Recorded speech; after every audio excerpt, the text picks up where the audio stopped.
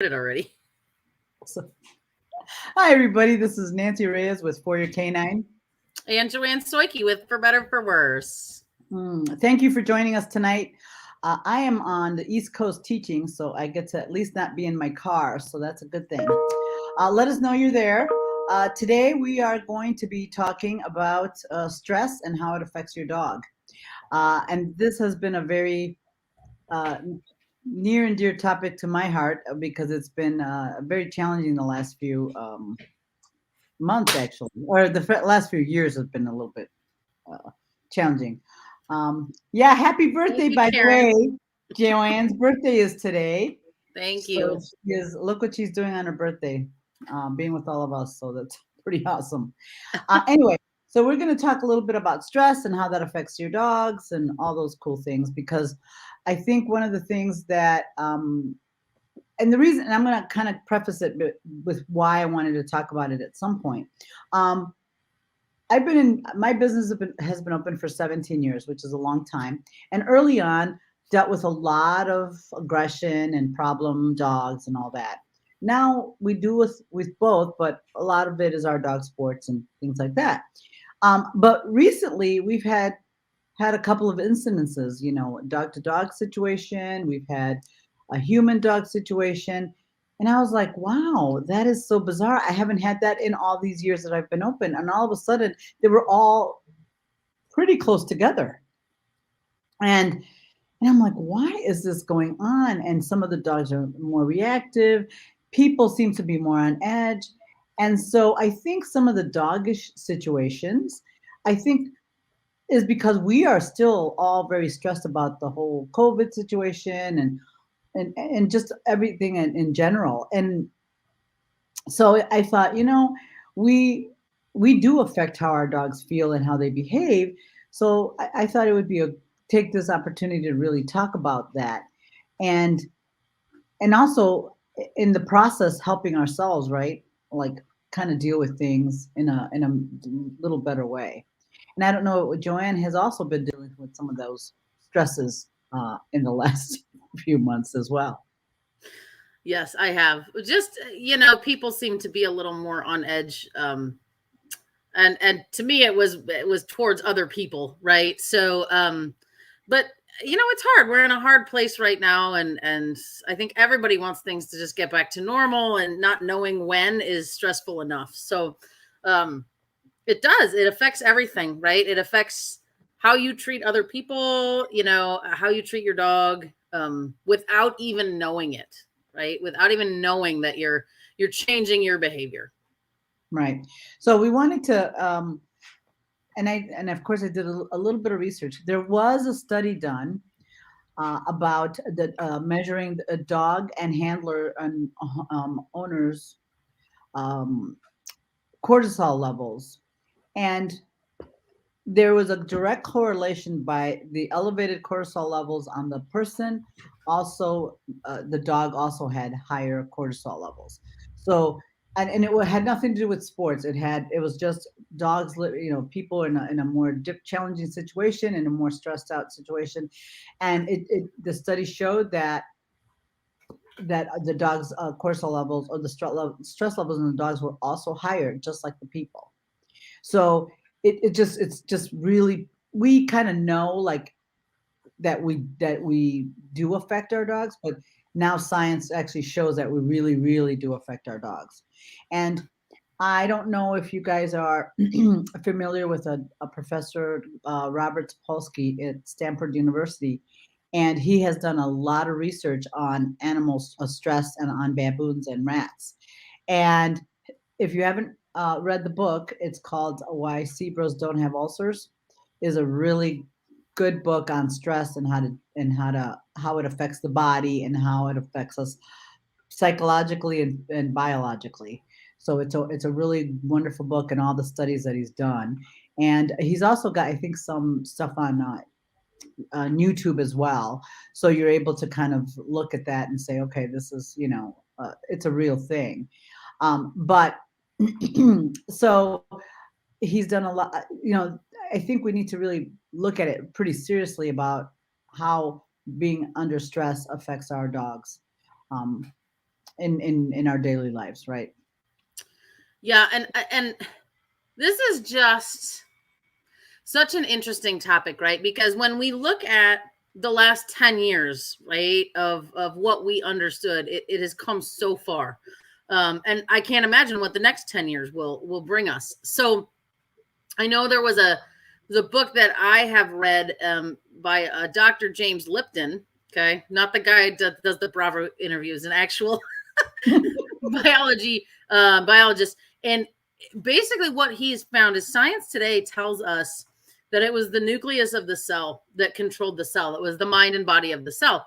And he has done all sorts of research that says it's actually not. It's the membrane of the cell that it really controls the cell's health. So they could take DNA out of a person, they could put it in a test tube in a separate room, show the individual human a scary movie, and when they would jump, the actual cell in the opposite room would jump and pulsate with the human's fear. So, I mean, to think something happens in a human, I find it really hard to believe it doesn't at least have some correlation to other mammals. And so when you talk about basically the book starts to kind of talk about for humans, right? You hear all of these mind over matter. If you smile, it'll make you feel better, right? If you have a positive attitude, it can help you be better. And they're really proving that scientifically that a lot of that is true. So, I think that ties in here with the stress factor as well, right? So I think when we think about dogs and how attached they are to us, right? If we're stressed, it's only fair to think these beings that are so connected to us are gonna wonder why we're stressed and start to kind of adapt that mentality as well. Right. Tim wants to know which book, why the Dr. Sapolsky book or the James Lipton book. We'll put it up. I'll put why zebras don't get ulcers. And there's a updated book that I got. That by Dr. Robert This one and Robert Sapolsky. and there's the Dr. James Lipton one.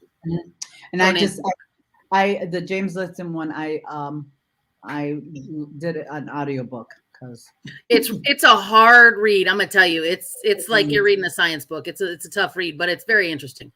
Right. So the Dr. Sapolsky book is a pretty easy read. And Dr. Sapolsky actually has a whole series of books, and all of them really kind of correlate between humans and animals, and they talk about different topics, but they're all really, really great reads. So right. So one of the things that we can do to help our dogs is to and this is, and I know sounds so simple and it goes without saying, but if we manage our own stress, we can make it better for the dogs, right? It's just what it is. It's like if we manage our stress, we cannot be all stressed out and expect our dogs to be not to be affected by it. It's just not going to happen. So if we don't do it for ourselves, we can do it for our dogs, right? And try to be more calm. And I'll be honest, I have also been under a great deal of stress as well, and I had to kind of check myself a little bit because it was affecting my dogs. And not in any major way, but just enough that I noticed that they needed a little more TLC, which I hadn't been able to give them because I had my own things going on. So with all the stress of everybody else. So managing your stress is really going to be a big topic today, right? Like you need to manage your stress. If you need to go for a walk, and sometimes going for walks is very stressful because there's loose dogs and all those other things, but it's one of those things that we have to figure out ways for us to kind of deal and cope with the situation that we're in when it comes when it comes to COVID and everything else. It is what it is, and it's probably going to be for a little bit longer, so we have to figure out how to make it better. Because and I was like many of you that thought, well, it's only going to be for a short time. We'll be done with this pretty soon. Well, the truth is it's not going to be. It's going to be a while. So we just need to then figure other ways to cope with the situation that we have and kind of to be able to give our dogs a quality situation. So a couple of things that which I have been trying to apply meditation, and it is so difficult. But I've been trying to, what I finally started doing, listening to something just to calm my mind and just relaxing, and then just rubbing and petting my dogs. That seems to have helped. My lab loves it, and it's just something that I just kind of just hold her and put, and that seems to calm everybody down. And my male shepherd, because he's a very sensitive one. He's more sensitive than the lab. So things like that you can maybe do together to help with alleviate stress. I mean, there's a thousand things we can come up with, but um, something that we want to try. And what happens is when it's amplified when we go to trials, because we're already a little stressed on edge, and we go to trials, and that's where we have, sometimes pretty big deal, pretty big situation when we are at a trial, because you're already feeling a little stressed. It's like you're bubbling, and then something happens at a trial, and all hell breaks loose. So it's something to consider when you're going to trial. Yep, that's true, Judy. It can lower blood pressure petting your dog. Mm-hmm. So, well, unless you have a real needy one, then it's annoying. Only to you, Nancy. Some of us enjoy our dogs wanting to be pet. So, yeah, and every person is different, right? So I know, I remember Nancy and I were having a little scuffle one day, and we do from time to time. We're not always all smiles, but she said something about, well, I don't know that you get worried about it. You don't seem to take offense to it. And I was like, really? I'm like, I worry quite a bit about it. And she goes, well, you don't show it. I'm like, maybe not, but that's not, I have more stuff going on inside that, that might come out. I definitely, my blip is much less on the radar than Nancy's when stress hits. But, I mean, I'll tell you, for me, I don't have a large blip. I get stressed for a minute and give me 5 minutes and then I'm fine. But NW3s, in terms of competition, I don't know why. Before my first search of the day, that's it. Once I do the first one, I settle in and I'm good to go. But I get butterflies in my stomach. I can feel my heart beating, and I just need a minute. And what I try to do is, if it's a nice trial, right, I'll put the chair outside of the car and I try to just kind of be by myself for a minute. And I have started using meditation. I tried some different kinds and a lot of it didn't work for me. And I found kind of a different way to do it, and it totally resonated. So I've been using that. But I really put the chair outside of the car to be away from my dog, right? I don't want him or her, right, to pick up on any of that I'm trying to work through.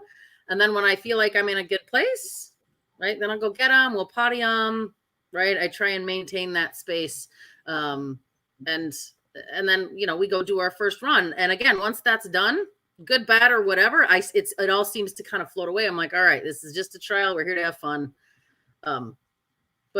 But yeah, I mean, even I get stressed out. So yeah, it's and it's how to manage it so that your dogs aren't affected. And that's not to say you should never feel stressed, or you should never, be stressed around your dog, because that's not possible, right? But right now we are all in a prolonged period of stress is what the concerning part is. And we're seeing it come out in people, with other people and with their own dogs. They're not as patient.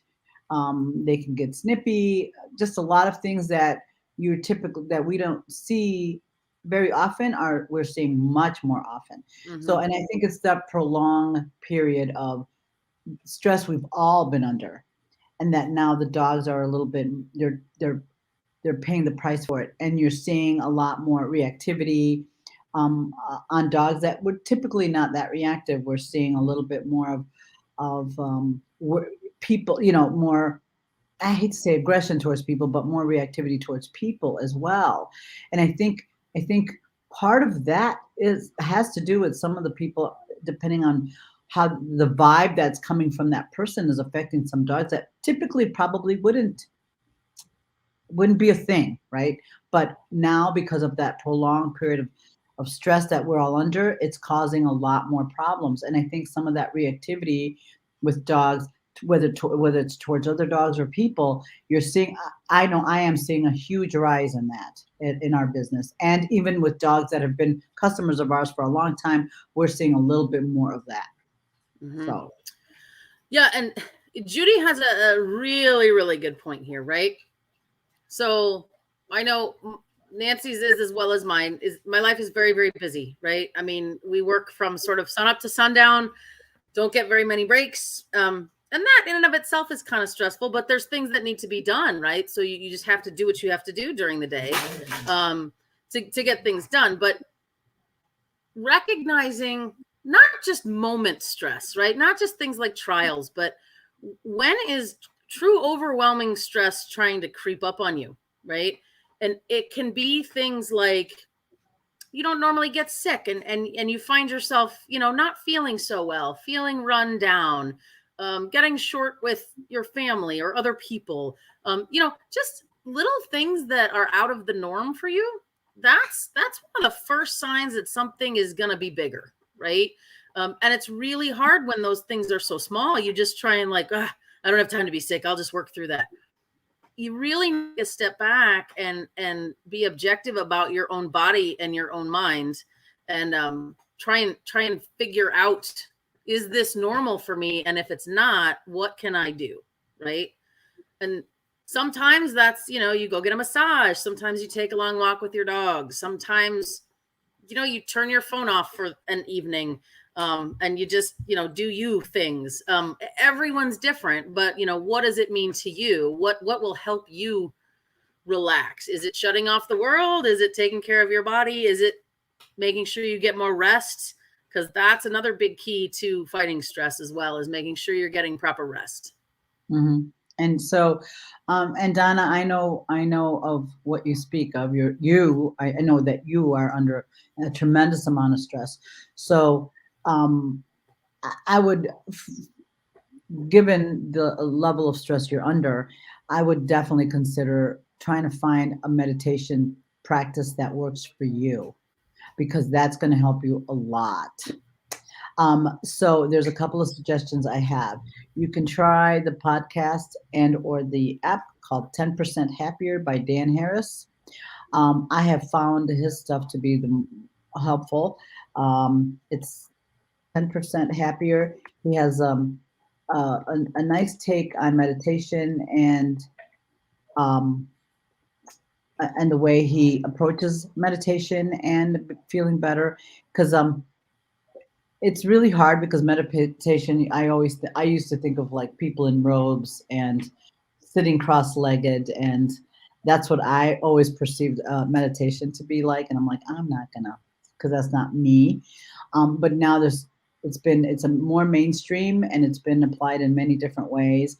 And he has a different take on. He was more cynical about meditation, and then he's applied it, and and I like some of the stuff they do, and some of the meditations they have are easy and quick, and and then podcasts are really, really good. So look at, something to look at, that's pretty easy uh, to do in short periods of meditation. Because Donna, in the situation you're in, you might need multiples throughout the day, or you can have a walking meditation. They talk about that, which seems to work better for me. I have a very difficult time sitting and not doing and just clearing my mind. I can't do that. That is very hard. But I can do it while I'm walking. It's easier for me, and that's why I was an avid runner before. I used to be able to clear my mind or think things when I was running. I can't do that now, but walking seems to be pretty helpful too. Um, uh, so really very interesting book now. Hunter Gatherers of the 21st Century. Yep. Uh, yes. With this, I'll say it's a good part of the solution is awareness. Yeah, Dan Harris is great, and um, yeah, think about it, Donna, because you're under an incredible amount of stress. So I would definitely, that would probably be something. And even if you can do a walking meditation with your dog, right? And just put earplugs in or earbuds in, and go and do that with that app. It's really, really helpful. Um, because it's, and some of the stuff takes you by surprise. Karen mentioned about some recent changes, how it affects you. Well, um, and Joanne was there for this little episode. I was at a trial recently where my dog leaded, so it should have been a great day. But I've been under again a tremendous amount of stress the last few months, and I got a text that morning of the trial, and at that moment I was like, it's fine, I can handle it. It's not a problem. I never even told Joanne was at that trial with me, and I never even told her about it. Um, that I got that text. I'm like, yeah, I can handle it. It's okay. Well, and this is where awareness comes in, right? So it was not okay for me. It did affect me. I didn't, I wasn't aware how much it affected me until um, I missed a hide in one of my interior searches, and I had a meltdown about that.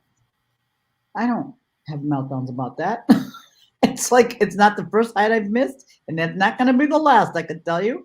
Um, and I just had a little meltdown about that hide. And obviously, it was not anything to do with the hide. It had everything to do with that last little that text I got that morning was just enough to put me over the edge. So that awareness is really important. And in the future, I will let somebody know that happened, because then I could have gotten more support, but I didn't. I said I can deal with it. I never told anybody that text came through until the end of the day when I had a meltdown about it. Um, and it was just it's a challenging time. So being aware and being able to have things that you can do to deal with some of those issues is really helpful too.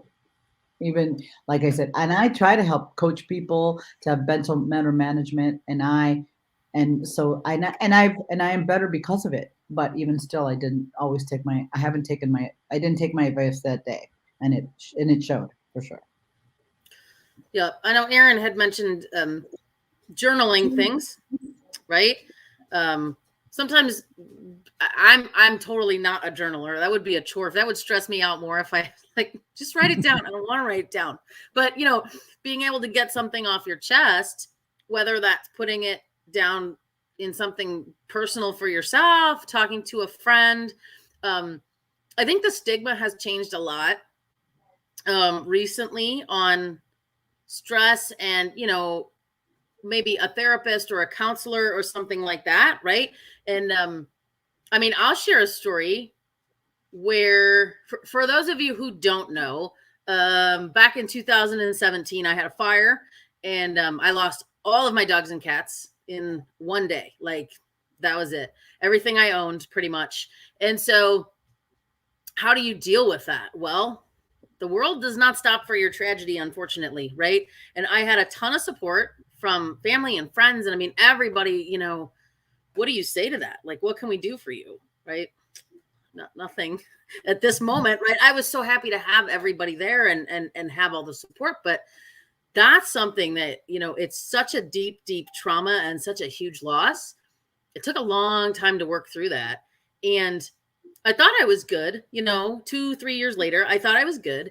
And I get a lot of body work done. So I get acupuncture, and I get something called myofascial release. It really helped me and my body personally.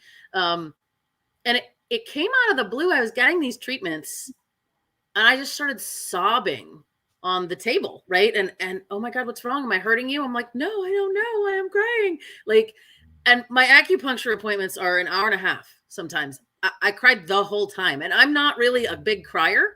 So I just let it happen, but I was very confused. And it happened 4 times between the 2 different types of appointments. And I was like, I don't know what is going on. I don't know why I'm crying, but something is deep seated in there that I'm missing. Like, I can't get to. So I went to see a counselor, right? And I said, like, I thought I dealt with this, but clearly there's something in there. Can you help me find what's going on?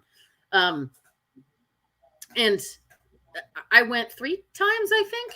And then she ended up talking about stress, and you sound like you have a very stressful life and you're busy. And it didn't, I didn't get as much out of it as I thought I was Mhm. going to. But you know what? I did it. And honestly, maybe I got more than I thought. We didn't really talk about that much, but it's never happened again. So Mm. it's just funny, right? And, but sometimes it's nice to have someone that doesn't know you or your life or anything about it, to just be a totally neutral party that you can talk to. Right. Yeah, and so it's one of those things that, and usually for me, I do usually talk to somebody, a friend or whatever, about stuff. So that for me is pretty helpful most 99% of the time. But yeah, I always try to, try to be a better person and try to get better at stuff, which is why I find all these, um, but sometimes being aware of what's going to work for you, like Joanne said, sometimes counseling works. I or sometimes it doesn't. And like the meditation thing, sometimes I've tried a few different types, and none of them are really have been as a I can't stick to it is really what happens. Um, so you try to then do something else to be able to find what works for you. So that's what I mean. So if one thing doesn't work, it's not like you're failing. It's just try something else. And and yeah, no, that Joanne, and I unfortunately, well, fortunately, for Joanne, she called me to tell me when that happened, the day of that fire. I'll never forget that day either, because while it didn't happen to me, I was like, oh, it was it was like, and it was an interesting thing. It's like one of those things that was weird. Joanne called me that morning, and she had just left my house that night before. So I thought, that's weird. She never calls me at this hour. So of course I picked it up right away, and that's when it was just the most surreal experience for me. I was like, oh my god, and I was just with her dogs, and I was just it was awful. But and that's such a sometimes those are such big things, like that you can't deal with it. Your brain can't, so that it takes some time to process it. Yep. But with and so with some people, with the other issue that we're having with the COVID is the division between people not getting along. We've become more divided than ever before. So it's very difficult. Joanne did have that's why the dog community is so important to me, because those are things that the people are always going to be there for you. But people have become not really great, very nice to each other, and they're very, it's even more isolating when you have to be careful of what you say or who you say it to. When you can going anywhere, people are jumping, they're all upset and everything. So it's one of those things that has just become so much a more stressful environment. So finding a support system like a dog community, or if you belong to a dog club, or you belong to an organization that can maybe give you that support if you can't make it to a counselor, or if you're not interested in that. The dog training community has been a really great support for when things are not going well. They're always there for you for the most part. Yep. And I mean, just look at this right here. As soon as we started talking about this, look at all the suggestions that you guys have thrown out there, right? Right. There's such a community of practice of how to deal with things. And again, not everything's going to work for everybody, but boy, when you have 25 suggestions to draw from instead of two or three, it gives you a lot more option of something that's going to at least give you some solutions. Right. And so, and then, so as it relates to our dogs, we really have to be more, try to have more patience. And this is a time when, if you're not feeling your best, or you're not feeling 100%, or you're not feeling it, don't train your dog, right? Don't. It's better to give the dog a break than to put them through that stress all the time, right? Because sometimes we find it therapeutic, but we need to be mindful of how we work with our dogs and how we're feeling at that time, and maybe take more breaks when you're training your dogs. Take a break, give yourself a moment, and then go back in and train if you're trying to work a difficult problem. Yep. And I will give you an example of this. We got a little behind on filming our monthly homework, and so we were scrambling, and I was filming something and my dog, I don't know, I know something was not quite right with her. She just kept trying to drink out of the puddles. And I was just getting more and more frustrated. And it was a multi-hide search. And I was like, find it, like, but once she found the, yeah, right. I'm totally not mad. Come here. No. So she found the first hide and I was like, yay. And we're going inside because I'm gonna, right. I could just feel myself like about to get kind of snarky with her. And it wasn't her fault. Whatever was going on with her, she's allowed to have a bad day too, right? But it was not getting better. There was nothing I could do to help her. So it was like, all right, we're done. Like I will get another dog to film whatever. So, but again, it's the recognition of when that pot is starting to boil, right? The first simmer, you're like, oh, well, I'm not feeling so super about this right now. And trying to keep that in check. And what can you do to stop, right? Turn the heat down so that it doesn't move itself to a boil. So you might boil over. Yeah. Yeah, no, and Aaron, you're right. That's why dog training is your stress relief. But if you put too much on it, or you just, instead of really looking at it to go in there and have a good time with your dog, right? It's like, let's see what we can do today. Especially if you're having a tough time, you can just take it in stride, and whatever you do that day, you do, right? Because it's one of those, and training should be fun for you and your dogs. And one of the things that I'm teaching a seminar here in Pennsylvania. One of the things that we encourage people to do when you're training in nose work and agility and everything else is to solidify that learning. You want to incorporate play after they do like, for example, if you're doing a search and you do a little play after a search or agility, you can, to solidify a learning moment, you incorporate some play in that. It becomes more, and there's been a study done on it, how that affects latent learning and incorporating play. And I think in a lot of times we don't do it as often. We just put the dog back instead of do a little play time and really enjoy the your dog. And when we play with our dogs, we feel it's very distressed. It's really fun. You relax and you enjoy. I'll be honest. I have days when I get up in the morning, I'm like, oh, I have to go to work, right? And I don't, I'm not feeling so jazzed up to teach. But man, I get there and I I have the people, which I am a very extroverted person. I have the people and I get the dogs and they make you laugh, and it's great. And that just is very, it's wonderful for me, and it helps me deal with my, because a lot of the stress I have for my business is not the teaching part, it's the business part that's very stressful for me. So the teaching is what I love and enjoy. It's all the business stuff that sometimes clouds that fun for me, right? So, and I always have to remember, this is why I'm here, sitting in front of these people, playing with their dogs. This is it. This is why I do this every day. And the business part will just have to wait for now, but it's hard sometimes. Yep.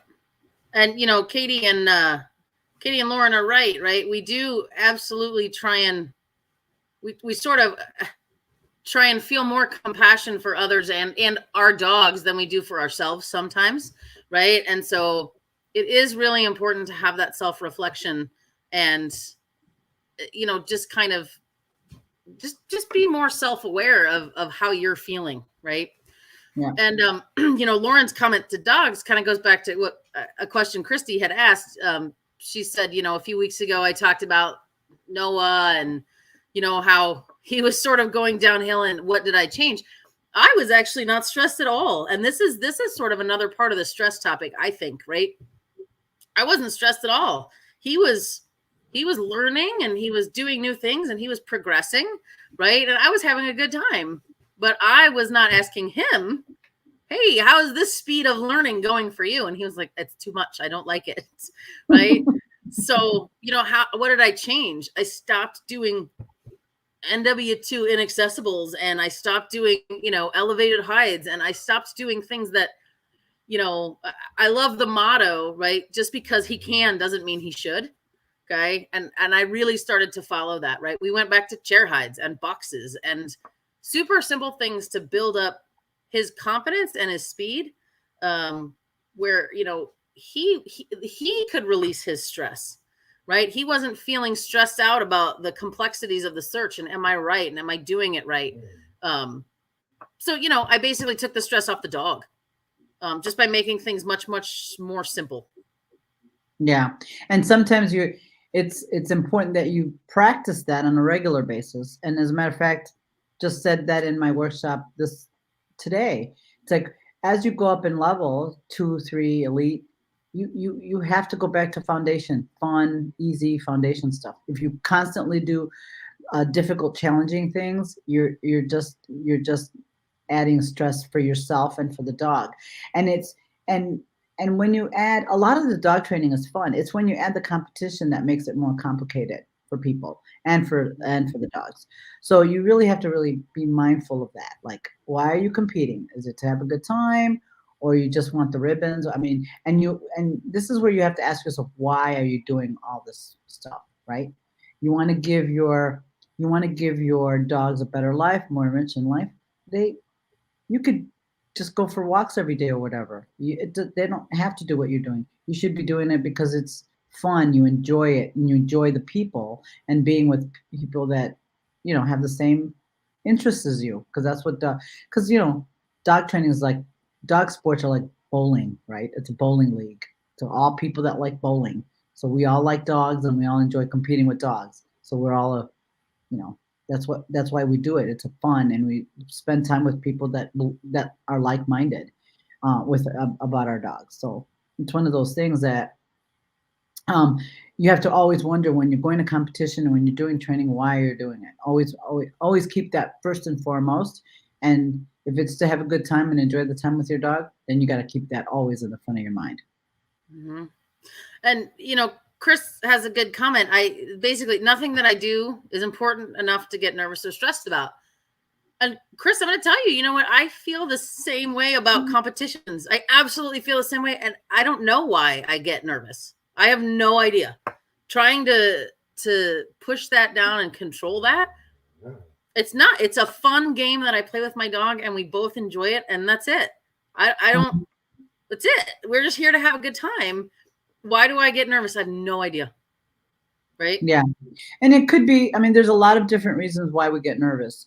What other people think, under pressure, you have people judging you, you have a title on the line, you want to do well. There's a bunch of different reasons people worry about competing and they get nervous and they get stressed out, right? Um, and yeah, and I used to get extremely nervous in agility when I used to do that. It was awful. And it was really worried. I think a lot of it did revolve around, I was worried that people think I didn't know what I was doing or whatever. But I've kind of let that go. For now, it's just a little bit of, I don't feel as nervous as I used to, for sure. I'm a lot more calm about it, and and I really am very focused. I just really focus on having a good time with my dog and what's in it for them and us together. So it does help with that nervousness for sure. Yeah, you want a mind game sport? Go play in the confirmation ring. I was just was just down for a 3-day show this weekend, and let me tell you, there are some people who pull some weird stuff to try and mess with your head, right? Like if you're not worried, if you're not totally out front, right? They'll kind of come and they'll just come right in front of you and try and like get into your head that way, or they'll come really close to you. I had both of those this weekend, right? Where I'm trying to stack my dog and she comes right up, and I mean his nose was almost in my dog's butt. It's like, what? Just show your dog, right? Like just show what you have. So, but yeah, so there's a lot of mind games to try and create stress because clearly it's worked in some occasions, right? Where people do lose their their fine motor control. They get so worried about things, right? Or they make a mistake, and sometimes the judge is only looking at your dog for 10 seconds, and that's when you make your mistake. That might mean they win over you, right? So it's just funny how little tiny things can create little bobbles of stress. Yeah, and actually, it brings one of the things we want to be aware of is us what what our dog looks like when they're under a little bit of stress, right? When they're under a stress that we need to be aware of. And I'm going to give you a quick example. There are dogs, well, it's like Joanne and I. When I am under stress, it's more outward. I'm a more outwardly stressed person, where Joanne kind of stuffs it in a little bit more, right? And that's just different ways of managing it. Well, dogs are the same way, right? So we had a dog today. I had a dog that I saw was internalized some of his stress, and it came out in that he couldn't work out a problem that was a relatively simple problem eh, setup, but he had some difficulty because we put pressure on him, and another part of the search, and that pressure created enough stress in the dog that he couldn't work out it took him a little longer to work out a relatively simple problem. So it was a very interesting, yes, Woodson is a very good example of that. He internalizes it. He outwardly does not look stressed, but you see it in when you're asking him to do a task. So those are things for those of you who do dog sports. Yeah, he may not look stressed, but really pay attention to what your dog is doing. If your dog typically can do the weave pose perfectly, and all of a sudden they're having a little trouble with it. Or if a dog can find a hide, a type of hide easily and can't do it, or if they can usually do a trick without any mistakes, and they're having more trouble with it on that one day, it could be they're having an off day, or they are under a little bit of stress, right? And they're and that's how it's coming out. Because and this is a Joanne example for this dog. When you stuff your feelings down, or you don't express them, or you don't let them out, so they're gonna come out somewhere. They're gonna come out. They're gonna. It's like putting your finger in the. It's gonna come out. So for Joanne, it came out a few years later, but it came out, right. All the feelings, all the things, it came out. So dogs are the same way. It's gonna come out somewhere, the stress. So you just want to be aware of how your dog expresses that stress, right? Some dogs are very obvious. They're panting, they do, but other dogs internalize a lot of that, and it shows in their performance sometimes. So it's just information.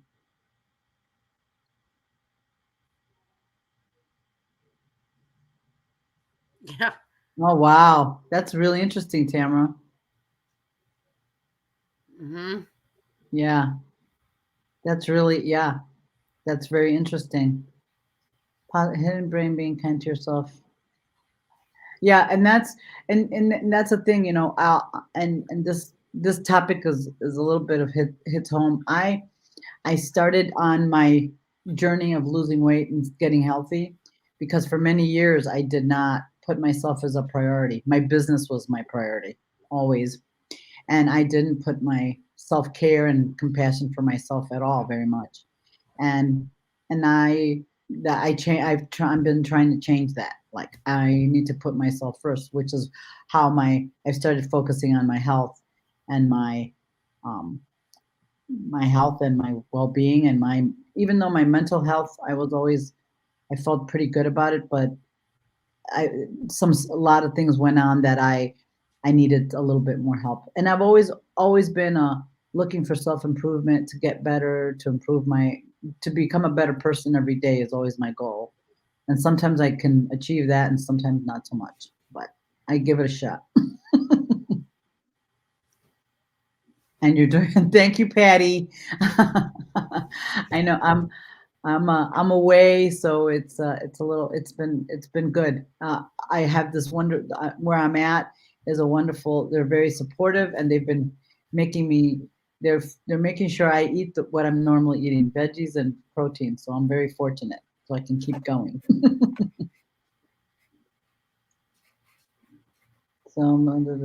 People say, yeah, it's really it takes a lot of takes a lot to be able to be kind to yourself and kind of deal with it. So You haven't been sleeping, Tamara. I hope you're able to do that now, or you're still having trouble. Yeah, I'm sure. I'm sure, and that's what I mean. Our dogs do pick up on all that stress and grieving. If you've lost a loved one, it's a thing. Because I lost my mom last year, a year ago almost, and it was again the dogs do pick up on that. It matters to them. So that's what I mean. It's like trying to take care of ourselves. If you don't do it for yourself, do it for your dogs, right?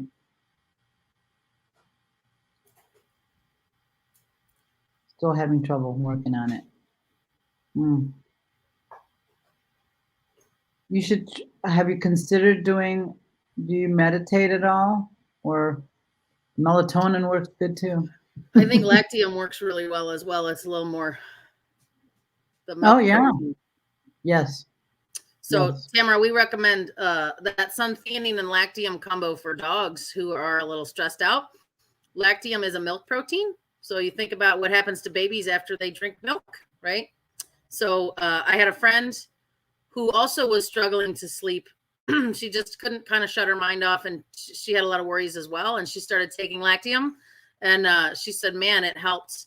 It really helped to kind of quiet her down and made her a little more her brain a little more still, so that she could fall asleep." Yeah. And that's and I it's really hard. Like I am one of those people that have a hard time shutting off my brain. It's very, very challenging. That is my biggest challenge for sure. Yeah, because and don't forget, like, Tamara, this is something too. Um, just be really mindful and don't.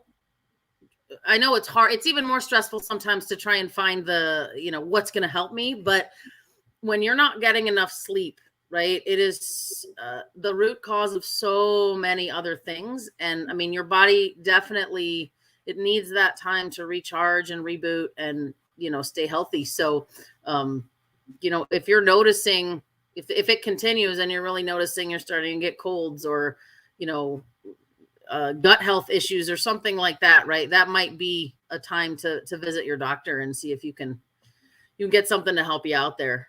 Hmm. Yeah.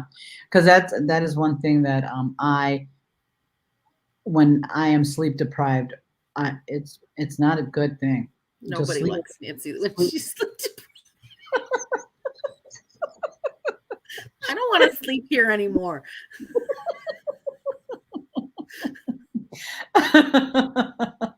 uh, Swanson vitamins, and that is a true statement. I don't even like myself when I. Yeah, Swanson. I use Swanson brand. It's actually called Women's Anti-Stress Formula. Yeah, you can get those online. It's great, and Mm-hmm. we use them. We carry them at the facility because we use them for the dogs. I use them for I used to use it with I used to use it for Cha Cha when she used to worry about thunderstorms. It would stress her out. And now she doesn't hear so well, so it's not a big problem anymore. So I don't use it. Mm-hmm. Yeah, my Yorkie gets stressed out when I leave the home alone. The house is in one piece when yeah, no, and that works and we use those for the dogs too, the Sunthini and the Lactium. But yeah, it's like and try to I would try the more less Suntheanine lactam is holistic, but before you go into the heavy duty stuff, make sure that try some basic simple things. Sometimes the simplest things that make the biggest difference. Going for a Path walk of in nature. path of least resistance. Try that first, right? So, Well, and yep. and and just be aware. Yeah, the dogs do pick up on when you're sad, when you're um, and it affects every dog in a very different way. So it's one of those things that you want to and like now, and also the other thing that we want to touch on before we um, is if you, as you're like, and I'm noticing this now because I have older dog in my house. I have a very sick older dog, um, and it's very stressful having he's under treatment. He's a little stressed. So I can tell that the rest of my dogs are a little bit more on edge about him and more focused on him because he's not doing so well. So it's an interesting little thing how illness if you have multiple dogs, how it affects the other dogs. Don't think it doesn't, because it does. It absolutely does. So, because I have one little guy he's in kidney failure, so our time is short. But my other dogs, I've noticed a little more stress in my male shepherd, because he's a little more closer to him. So just be aware of what other things might be going on, and just because your other dogs aren't sick, that doesn't mean that might not be causing some stress in the dogs that are not sick or that are well, right?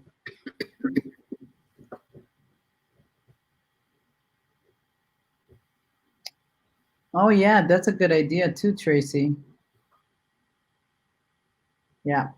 Anyway, I think we just wanted to touch on it just to make sure, take care of yourselves so that your dogs will be less stressed out, because that's the only way you're going to take care of that situation, right? That's the only answer to that. Take care, do some self-care, care for yourselves, try to de-stress so that you can help your dogs. Again, if you don't do it for yourself, do it for your dogs.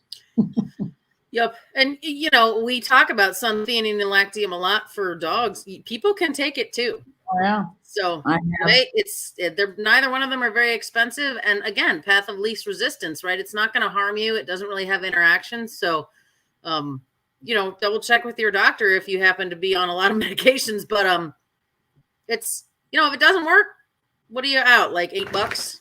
It's try whatever is going to help you, right? If one thing doesn't work, don't give up. Yeah, something else will. Right. That's true. And one of the things I love to do when I'm feeling a little bit blue, which isn't very often, is I do watch comedies. That's my favorite. I don't watch scary movies. I don't like those. I watch something funny. And you're right, laughter is the best medicine. That's why one of my classes on my classes, when we get to laugh and the dogs are so funny, it's wonderful. That's the best. That's the best. That's de-stressing for me. All right, all. Thank you for tuning in tonight. Take a breath, relax, and de-stress. Good luck to you all. Thanks Thanks. everybody. Bye. Bye.